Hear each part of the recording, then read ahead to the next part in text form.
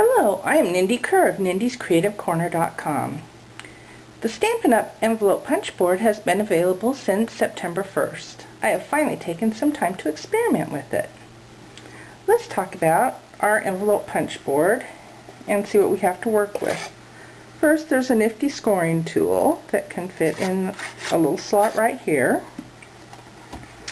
Next, there are measurements up here in inches down to the 1/8 of an inch. If you like metrics, they're down there. Here is a punch. If you stick your paper in this side, it's a corner rounder. If you stick it in this side, it's a notch. Here's the edge you place your cardstock against while making your envelope. This little pointy part is the score line guide, and you line it up with your score line as you're turning the paper around.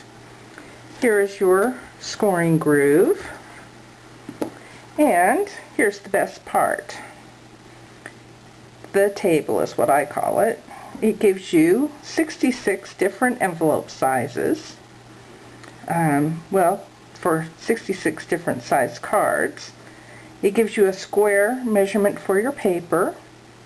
You can use either cardstock or designer series paper, and it gives you the first measurement to make your score line on. Let's go ahead and make a standard size envelope this time. You will know, well, it is 4 1/4 by 5 1/2, which is right here in this center column. It says you need an 8 by 8 piece of paper, and your first score line is at 3 1/2. If you go down a couple of lines, there's a 4 1/2 by 5 1/2 inch choice, which is an A2 envelope.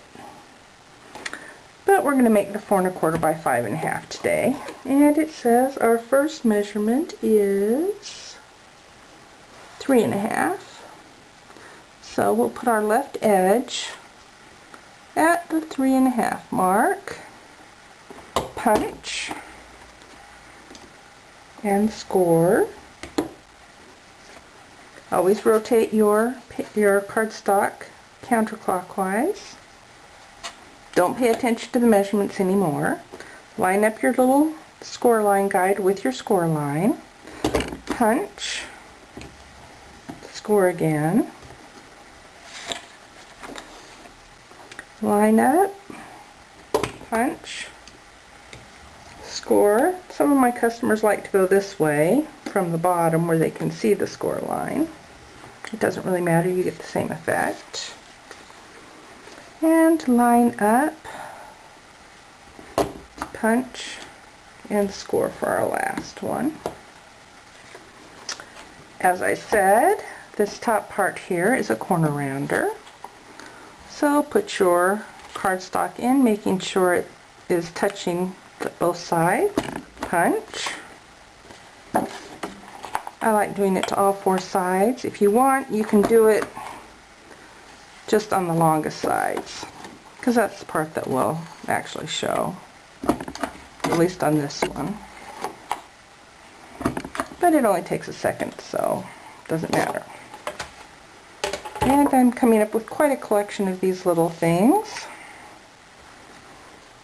Let's go ahead and score. For those of you who have wondered why sometimes you get fiber sticking out, it's because you folded it the wrong way. Here's the dip.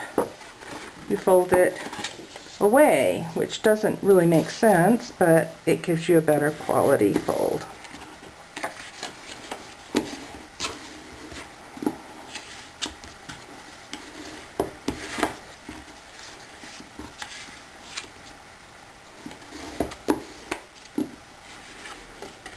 Alright. You fold the flaps in like this and then like this. If you want, you can score and cut here or just fold it over. I don't mind if it sticks up. I prefer to use Tombow or sticky strip, but Tombow is so much faster.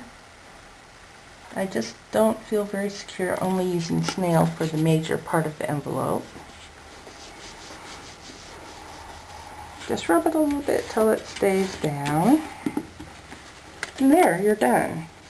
To hold your envelope closed after you put your card in, you can either use snail.